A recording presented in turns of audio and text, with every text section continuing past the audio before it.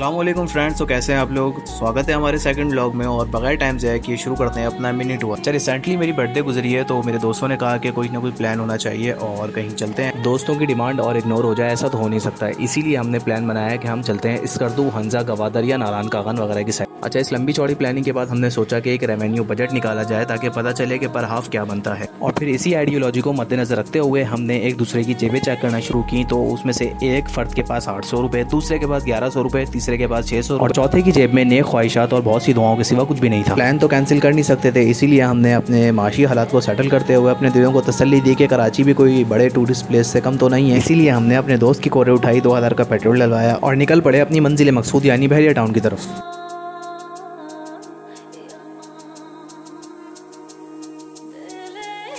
Toll tax cross करने के बाद हमारा एक्साइटमेंट लेवल बहुत ज़्यादा बढ़ गया था, क्योंकि हम फर्स्ट टाइम बहरिया टाउन कराची जा रहे थे।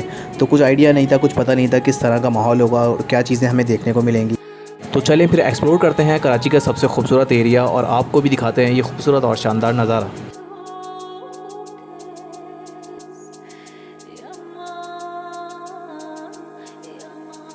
दिल हमारा खुश हुआ जब हमने बहरिया टाउन का इतना बड़ा गॉर्जियस और दिलफरेब किस्म का एंट्री गेट देखा। फाइनली हम भी फुली एक्साइटमेंट के साथ अपनी गाड़ी लेकर बहरिया टाउन के अंदर इंटर हो गए। जैसे ही हमने अंदर इंटर किया तो हमें ये रियलाइज़ हुआ कि हम वाकई में कराची में तो जंगल में बैठे हुए हैं। एक्चुअली इस बहरिया टाउन को इतना ज़्यादा डेवलप कर दिया गया, इतना ज़्यादा खूबसूरत बना दिया गया कि आपको यकीन ही नहीं होता कि आप कराची के किसी भी इलाके के अंदर है। ऐसा लगता है कि आप फ़ॉरेन में कहीं घूम रहे हैं और किसी जगह पर US वगैरह में या किसी दुबई वगैरह की किसी शहर के अंदर आप घूम रहे हैं।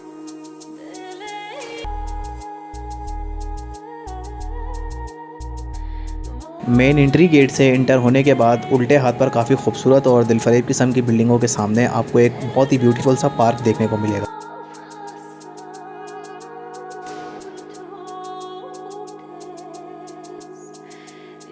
इस पार्क में ब्लैक कलर के 4 शेर हैं जो इस पार्क की खूबसूरती को 4 चांद लगाने के लिए काफ़ी हैं। इसके अलावा यहाँ आपको बहुत सारे अलग अलग रंग के खूबसूरत किस्म के फूल देखने को मिलेंगे जो इस पार्क की शान को मज़ीद बढ़ाते हैं।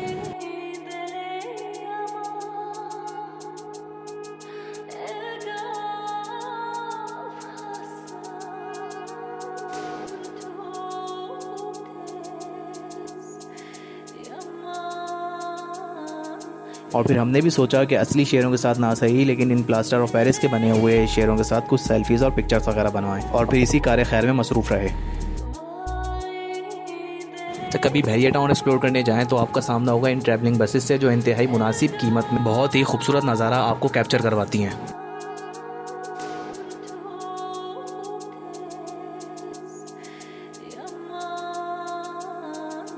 काफ़ी देर तक गाड़ी में बेवजह घूमते हुए और इन बिल्डिंगों को घूरते हुए मेरे एक दोस्त को आइडिया आया कि हमने ग्रैंड मॉस्क जाना है, क्योंकि यहाँ की ग्रैंड मस्जिद बहुत खूबसूरत है। और फिर हम भी बगैर कुछ सोचे समझे ग्रैंड मस्जिद जाने वाले रास्ते पर चल दिए। दौरान सफ़र रास्ते में हमें ये पुरकशिश फ्लैट्स वाली खूबसूरत सी सोसाइटी नज़र आई जो आपकी पेश खिदमत है।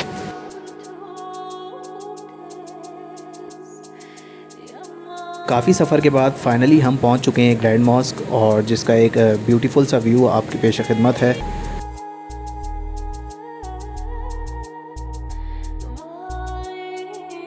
इस बड़ी सी मस्जिद को देखने के बाद हमें रियलाइज़ हुआ कि इसका नाम ग्रैंड मॉस्क बहुत सही रखा गया है। चाहे ग्रैंड मॉस्क के बिल्कुल साथ ही एक बहुत ही खूबसूरत सी इकरा यूनिवर्सिटी है जिसका एक सिनेमैटिक शॉट आपकी पेश खिदमत है। इकरा यूनिवर्सिटी के बिल्कुल बराबर में मौजूद है बहरिया टाउन ऑडिटोरियम और अंडर कंस्ट्रक्शन होने की वजह से इसके अंदर जाने का हमें मौका नहीं मिला। अच्छा, ये ग्रैंड मॉस्क के बिल्कुल पीछे का एरिया यानी कि इकरा यूनिवर्सिटी और बहरिया टाउन ऑडिटोरियम के बिल्कुल साथ का एरिया काफ़ी ज़्यादा ऊंचाई पर है। इसकी वजह से आपको सारा व्यू बहरिया टाउन का मिल सकता है। यहाँ पर जब आप पहुँचेंगे तो आपको इस सारा बहरिया टाउन का व्यू, बहुत ही खूबसूरत व्यू देखने को मिलेगा। फाइनली बहरिया टाउन यूनिवर्सिटी और ग्रैंड मॉस्क वगैरह देखने के बाद मेरे दोस्त ने मुझे मशवरा दिया कि हम चलते हैं एफिल टावर देखने। और फिर ग्रैंड मस्जिद से 11 किलोमीटर की ड्राइव करके हम पहुँचे बहरिया टाउन एफिल टावर। फाइनली हमने एंट्री टिकट लिया और इंटर हो गया एफिल टावर। एफिल टावर में एक लिफ्ट लगी है जिसमें से अगर आपको बिल्कुल टॉप पर जाना है तो उसके लिए आपके अलग चार्जेस लगेंगे, वो तकरीबन 1000 रुपये पर पर्सन। बहुत सारे सफ़र के बाद भूख लगने पर हम बड़े फूड एरिया की तरफ, जिसका बहुत ही बैड एक्सपीरियंस रहा। दोस्तों ने कहा कि नाइट व्यू बहुत अच्छा होता है एफिल टावर का, इसीलिए वेट किया और लाइट चलने का इंतज़ार किया। And with to be honest, light on होने पर हमने जो नज़ारा देखा उसे देखकर हमारे सारे पैसे वसूल हुए, जिसके चंद मोमेंट्स जो मैंने कैप्चर किए आपके लिए पेश नज़र हैं।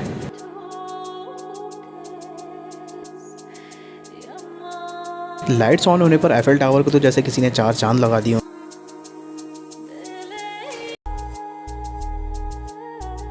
अच्छा, अब कराची में आप अपनी फैमिली के साथ कहीं भी आउटिंग के लिए जाते हैं तो आपके लिए 3 से 4 रिक्वायरमेंट्स आती हैं। जिस जगह पर आप जा रहे हैं वो जगह बहुत अच्छी हो, देखने के हिसाब से, बच्चों के हिसाब से अच्छी हो, दूसरा वहाँ का खाना वगैरह अच्छा हो, और सबसे मेन चीज़ के वहाँ के प्राइस वगैरह कम हो। सिर्फ एक खाने पीने के आइटम को छोड़कर आपकी सारी रिक्वायरमेंट्स बहरिया टाउन कराची पूरी कर देगा। फर्स्ट ऑफ ऑल मेरा तो ओपिनियन यही है कि कराची में कोई साफ़ सुथरी, बच्चों के लिहाज से और फैमिली के लिहाज से सिक्योर जगह है घूमने फिरने के लिए, तो आई रिकमेंडेड बहरिया टाउन कराची।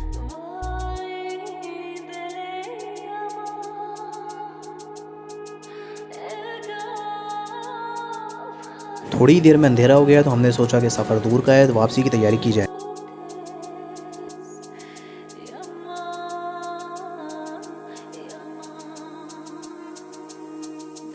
वापसी पर हमें इनका थीम पार्क भी नज़र आया जो कि इंतहाई खूबसूरत और दिलफरेब दिख रहा था, लेकिन अंदर हम जा नहीं सकते थे क्योंकि जेबें हमारी खाली थीं और वापसी का हमें टाइम ओवर हो रहा था।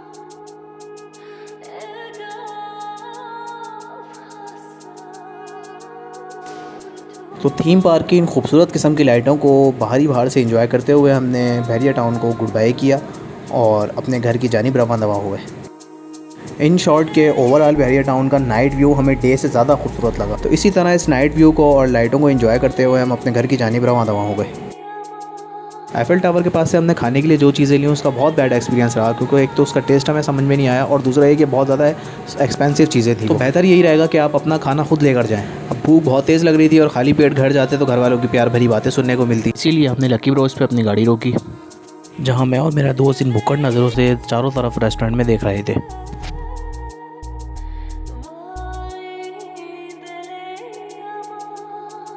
इंतज़ार की इन कठिन घड़ियों को पार करके आखिर वो वक्त आ ही गया कि हमारा ऑर्डर तैयार होकर आ गया था और पेश नज़र है लकी ब्रोज की स्पेशल चिकन कढ़ाई, जिसका जायका इंतहाई एक्सक्लूसिव था।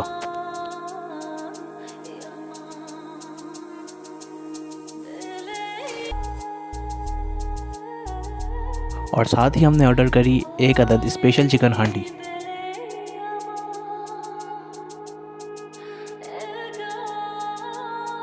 चिकन कढ़ाई और चिकन हांडी की रोटियों के साथ नमाज़ पढ़ाने के बाद हमारे एक दोस्त ने मशवरा दिया कि क्यों ना चाय पी ली जाए, लेकिन चाय के होटल पर जाते वक्त मेरे मोबाइल की चार्जिंग ख़त्म हो गई, इसीलिए मुझे अपना व्लॉग यहीं पर फिनिश करना पड़ा। तो काइंडली अगर आपको व्लॉग का कोई भी पार्ट अच्छा लगा हो या इन्फॉर्मेटिव लगा हो तो वीडियो को लाइक करें, चैनल को सब्सक्राइब करें, जिससे मुझे एप्रिसिएशन मिलेगी और मैं और भी जल्द से जल्द व्लॉग आपकी खिदमत में पेश करूँगा। दुआओं में याद रखिएगा। अल्लाह हाफिज़।